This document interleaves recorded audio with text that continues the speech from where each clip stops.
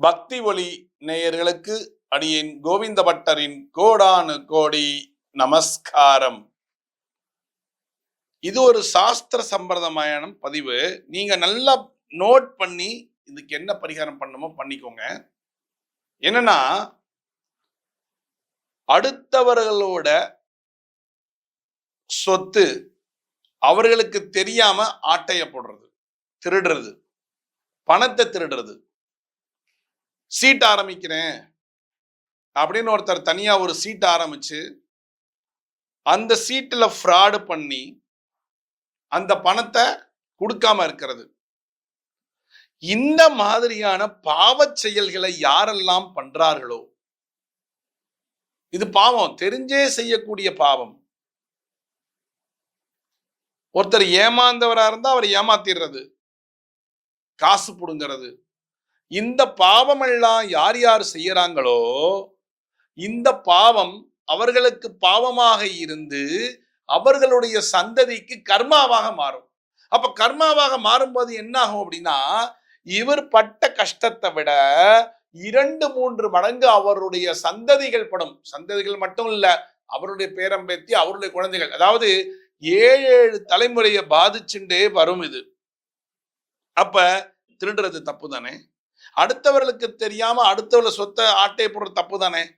அந்த தப்பை யாரெல்லாம் பண்றாங்களோ அவர்கள் பாவத்தை அனுபவிக்க வேண்டும். அந்த பாவம் எப்ப வரும்? சாகர காலத்துல கூட ஆள் இல்லாம, ஒருவா சோறு இல்லாம திண்டாடி தெருப்பொறிக்கு சாவாங்க. இல்ல எங்கேயாவது போகும்போது ஒரு அகால மரணத்தை, விபத்துல மரணம் ஏற்பட்டு அந்த மரணமான அந்த பாடியை வாங்கறதுக்கு கூட திண்டாடுவாங்க. அவ்வளோ செலவாகும். கடவுள் எல்லாத்துக்கும் ஒரு காரணகர்த்தா வச்சிருப்பார்.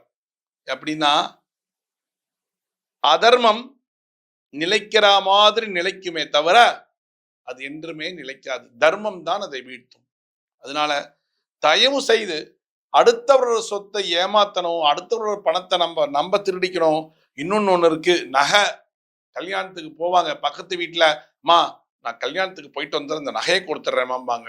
சரின்னு அவங்களும் இன்னோசென்ட், அவங்களும் கொடுத்துருவாங்க.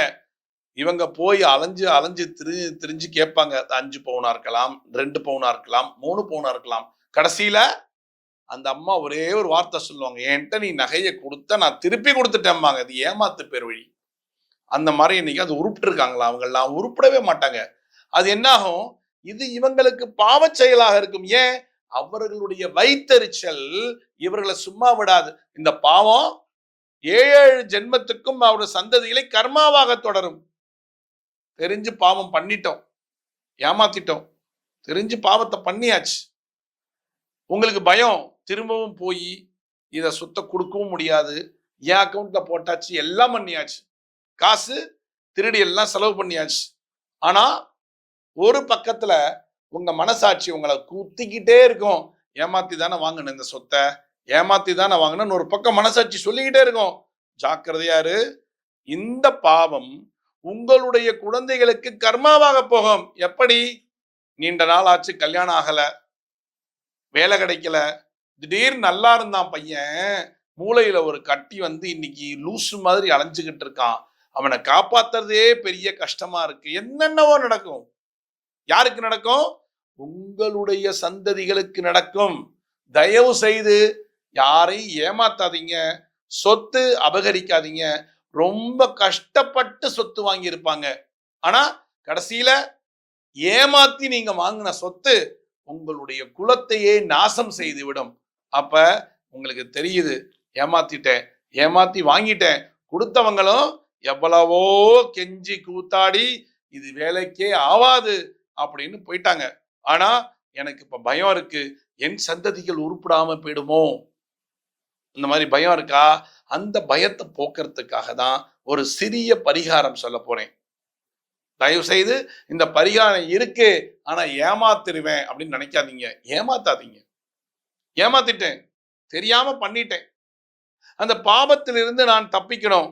நீங்க தப்பிக்கவே முடியாது. உங்களுக்கு பாவம் பாவம் தான். ஆனா இந்த பாவம் என்னுடைய குழந்தைகளுக்கு கர்மாவாக டிரான்ஸ்ஃபர் ஆகக்கூடாது அப்படின்னு நினைச்சீங்கன்னா இந்த பரிகாரத்தை பண்ணுங்க. என்ன பரிகாரம்? 7 அமாவாசை காலங்கள் எடுத்துக்கொள்ளுங்கள். நிறைஞ்ச அமாவாசையா இருக்கணும். அந்த நிறைஞ்ச அமாவாசையில 5 பேருக்கு நீங்கள் அன்னதானம் உங்கள் கைகளால் கொடுக்க வேண்டும். இல்ல 3 அமாவாசை கொடுத்துட்டேன், இந்த அமாவாசை இல்ல, அடுத்த அமாவாசை நோ, 7 அமாவாசை தொடர்ந்து கொடுக்கணும்.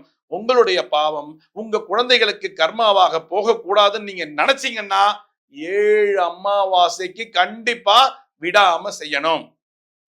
விடாம செய்யலன்னா ஒரு அமாவாசை விட்டாலும் போதும், அது கர்மாவாக டிரான்ஸ்ஃபர் ஆயிரும். நல்லா புரிஞ்சுக்கோங்க.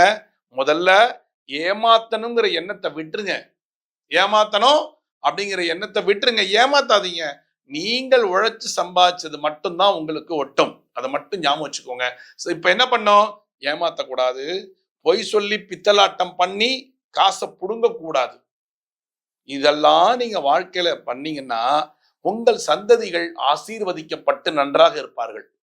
ஏமாத்தணும் அப்படின்னு நீங்க நினைச்சு ஏமாத்திட்டீங்கன்னா உங்களை பாவம் சும்மா விடாது. உங்களை துரத்தி துரத்தி அடிக்கும். நீங்க கண்களால் நீங்க பார்த்திருப்பீங்க, அனுபவிச்சிருப்பீங்க. அந்த சொத்தை நீங்களும் அனுபவிக்க முடியாது, உங்க சந்ததிகளும் அனுபவிக்க முடியாது. தயவு செய்து யார்கிட்ட நிலத்தை அபகரிக்கணும், சொத்தை புடுங்கணும், காசை புடுங்கணும், நகையை புடுங்கணும் அப்படிங்கிற எண்ணங்கள் எல்லாம் விட்டுருங்க. வீடு நல்லா இருக்கும், வீடு, அந்த வீடை எப்படியாவது அபகரிக்கணும்னு சொல்லிட்டு அடிமாட்டு ரேட்டுக்கு பேசி காசை கொடுத்துருவோம். அதுவும் தப்புதான். அதுவும் தப்புதான். தயவு செய்து உங்க சந்ததிகள் நன்னா இருக்கணும்னு நினைச்சீங்கன்னா ஏமாத்தணும் அப்படிங்கிற எண்ணத்தை கிள்ளி எரிஞ்சிருங்க உங்க மூளையிலிருந்து. ஏமாத்தாதீங்க. உங்களுக்கு என்ன கிடைக்குமோ அதை கடவுள் கொண்டு வந்து நிறுத்துவார். இது நிதர்சனமான உண்மை. இப்ப என்ன பண்ணோம்? இது நாள் வரைக்கும் ஏமாத்திட்டீங்கன்னா தயவு செய்து 7 அமாவாசையில 5 பேர்களுக்கு அன்னதானம் தொடர்ந்து செய்து வர உங்களது பாவம் கலையாது.